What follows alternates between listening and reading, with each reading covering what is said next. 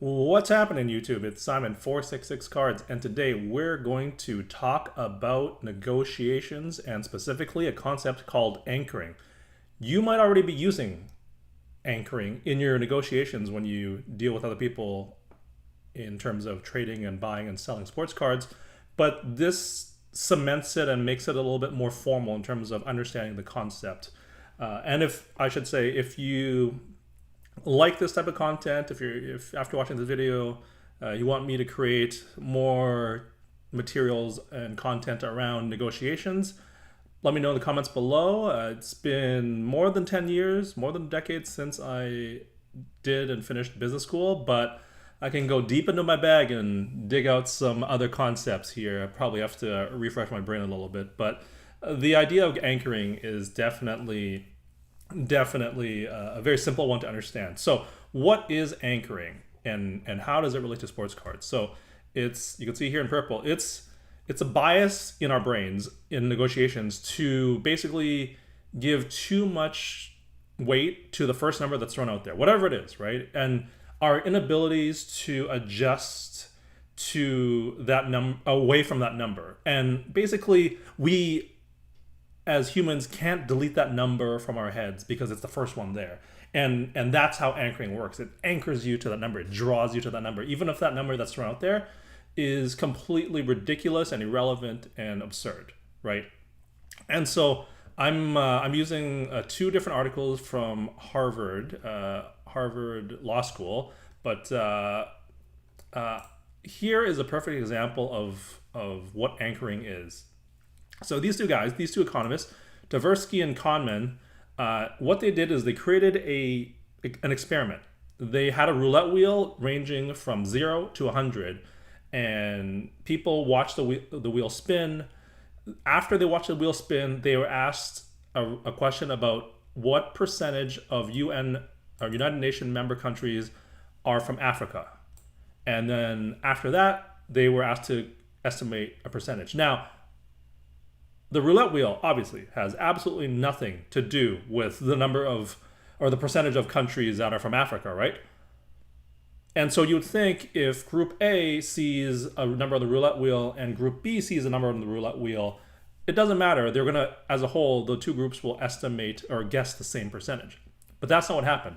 What they saw was, let's say Group A, let's call it, saw a number 10 on the roulette wheel, and then as a result, they guessed the percentage to be 25%. Group B saw a roulette wheel at 65 and they guessed 45%. So one group guessed 25% after they saw the 10 number. One group guessed 45% after seeing the 65 number, even though the roulette wheel obviously has nothing to do with the percentage of UN member nations from Africa. And so this just goes to show you that that number, it gets stuck into your head. You're almost drawn to it. You're almost stuck to it, like hence the term anchor and anchoring for this bias that we have. It's the anchoring bias. And feel free, I should say, to explore this more on your own. If you Google anchoring bias or anchoring negotiations, like a bunch of resources will explain it further. And so one example of how this works on sports cards is when you go up to a dealer table at a show and someone, or even on eBay, right? My Slabs, whatever, and someone has a price sticker on it that's way above comps. So let's say there's a card that lasts few comps consistently in the $200 range. If you're at a card show, you might see it at $300, $400, right? And that is to anchor you to a number that is completely irrelevant. It is absurd. It doesn't make any sense, but it's to bring you up higher than what you should have to pay for it based off, or what is the normal market price. And so what you want to do when you see an anchor like that is to counter it. Well, so let's talk about that first. Ideally what you want to do when you negotiate is you drop the anchor, so someone's reacting to your anchor as opposed to you reacting to someone else's anchor. But if someone else, throws the first number out there, what you have to do is you have to diffuse the anchor. And what you want to do is basically say the number that you threw out, the anchor you're trying to drop, it's completely irrelevant, it's nonsense, it's garbage. And so you could see here, this is what you have to do. Say something to the effect of, I'm not trying to play games with you, but we are miles apart on price.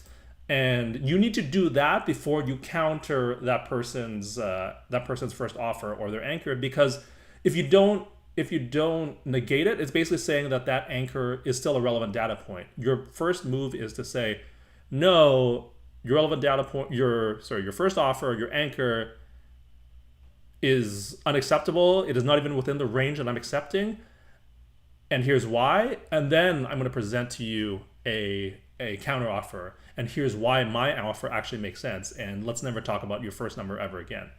And so that's anchoring in a nutshell. It's not that complex, not that complicated, but I think this example of this study about UN member nations from Africa and the roulette wheel really shows how a completely irrelevant number can still affect the way your brain works, right? And so again, highly recommend that you, if you're not too familiar, if you want to dig deeper and understand it more, just Google anchoring bias or anchoring negotiations, and there'll be a bajillion articles that come up on the internet, and then also how to deal with it. And so that's it. It's a quick little video here that I wanted to show you or talk about anchoring.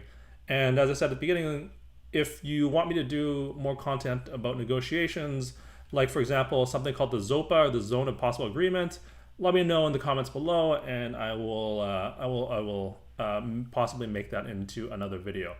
As always on the channel here, we preview the next video, and the next one up is about Deshaun Watson. I believe no matter how well he plays, his card prices are going to go down, and I will explain why next time. So thank you as always for listening and watching, and I will talk to you all soon. Cheers.